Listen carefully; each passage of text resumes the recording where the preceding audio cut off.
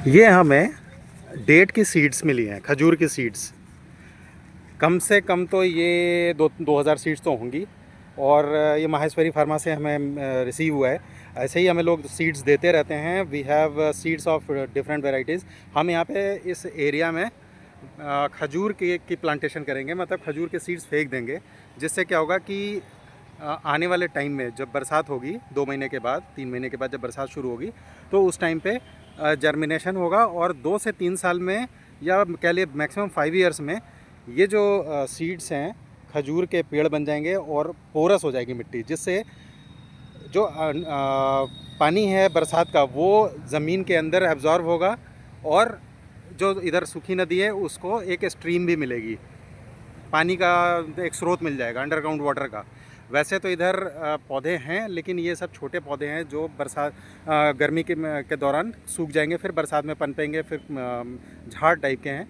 लेकिन कुछ पौधे ऐसे हैं जैसे करी पत्ता, तो ये है, लेकिन इनके रूट्स बहुत अंदर पेनिट्रेट नहीं होते, जिससे मिट्टी इतनी पोरस नहीं हो पाती कि अंडरग्राउंड वाटर में ये बहुत कंट्रीब्यूट कर पाएँ। तो डेट्स अगर हम इतना फेंकते हैं यहाँ पे, जिसको कोई कैटल भी डिस्टर्ब नहीं करता, और अगर कुचला भी जाता है इसका पत्ता तो दोबारा पनप जाएगा। बहुत हार्डी होता है, पानी ना भी मिले तब भी चल जाता है। तो यही हम करने वाले हैं।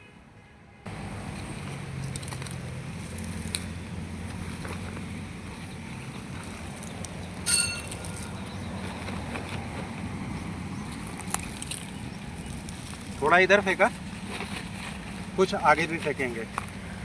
वजन बहुत है, भारी होता है।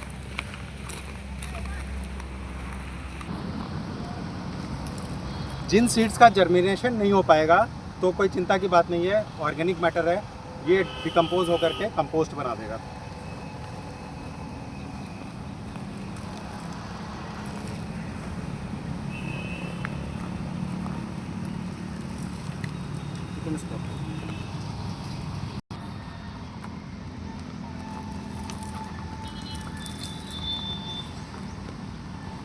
अभी तक मुझे लगता है मैंने 1500 सीड तो फेंक दिया होगा। 2000 का अंदाज़ा कम था मेरा, और भी है सीड्स। इस तरीके से या तो सीड्स कंपोस्ट बन जाएंगी, उम्मीद है कि 90% सीड जर्मिनेट होगी, बिकॉज डेट्स हैं, खजूर के सीड्स अपने आप जर्मिनेट होते हैं। हम लोग नदी के किनारे किनारे आ गए हैं छींटते हुए। हमारा पर्पस एक ही है कि यहाँ पे इस पूरे बैरन एरिया में कुछ पेरेनियल जो ट्रीज़ होते हैं जैसे खजूर है वो हो जाए।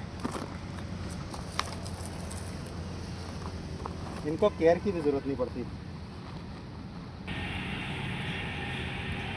तो मैंने जो सीड्स फेंका है ना, अंदाज़ा मेरे को लग रहा है कम से कम 4000 से 5000 सीड्स हैं, और काफ़ी बड़े एरिया में हमने इसको डिस्पर्स कर दिया है। अब प्रकृति को अपना काम करना है। एक ग्रीन थिंकर होने के नाते मुझे लगा कि इस तरीके से रूट्स को पेनिट्रेट कराया जा सकता है वाटर टेबल को ऊपर लाने के लिए, ताकि नदी जो हमारी सूखी नदी है वो थोड़ी रिचार्ज हो सके बरसात में भी और बरसात के बाद भी। तो लाइक दिस होता क्या है ना, जब पेड़ नहीं होते हैं तो जो बरसाती पानी है या अंडरग्राउंड वाटर है वो रिचार्ज नहीं हो पाता। पेड़ों के जड़ों से थोड़ी भी बारिश होगी तो वो मिट्टी पोरस हो जाने के कारण जड़ों के साथ साथ अंदर चली जाती है और वाटर टेबल को मेंटेन करती है। और जो साथ में नदियाँ बह रही हों नज़दीक में, तो उनको रिसाव होकर के पानी मिलता रहता है। दैट इज़ वाई गवर्नमेंट भी फोकस करती है, और हमारे जैसे एनजीओज भी, कि जो नदी डेड हो रही है उसके किनारे किनारे वृक्षारोपण घने तरीके से करा दिया जाए, जिससे 5 साल 6 साल के बाद जब पेड़ बड़े होंगे, रूट्स अंदर तक चले जाएंगे, तो वाटर का जो लेवल है वो थोड़ा अप होगा, और स्वतः ही प्राकृतिक रूप में नदियों को पानी मिलना शुरू हो जाएगा। तो सीड्स अगर आपके पास किसी भी वैरायटी के होते हो, you can send us, you can contact us, और हमसे एड्रेस ले लीजिएगा। You can very well send seeds to us, और उससे पहले ज़रूर हमसे एक बार या तो कमेंट करके या फ़ोन करके हमें कांटेक्ट करिएगा कि हमें वो सीड एग्जैक्टली चाहिए कि नहीं चाहिए। बिकॉज़ कई बार आप सीड्स भेजते हैं, कई लोग भेजते हैं, पर वो सीड हमारे इस ज्योग्राफी के हिसाब से नहीं होता या जर्मिनेट नहीं हो पाता है यहाँ पे। तो वैसे सीड्स हम आपको मना करेंगे, फिर भी try to send seeds to us. Thank you for watching our video. And इस पूरे एंडेवर में मेरे साथ मेरी डॉटर जो कैमरामैन है, कैमरा पर्सन जो कैमरे के पीछे, प्रिशा। तो अभी मैं आपको उसको भी दिखाता हूँ और उसके बाद आई से कि हमारे चैनल को सब्सक्राइब करिए, शेयर करिए।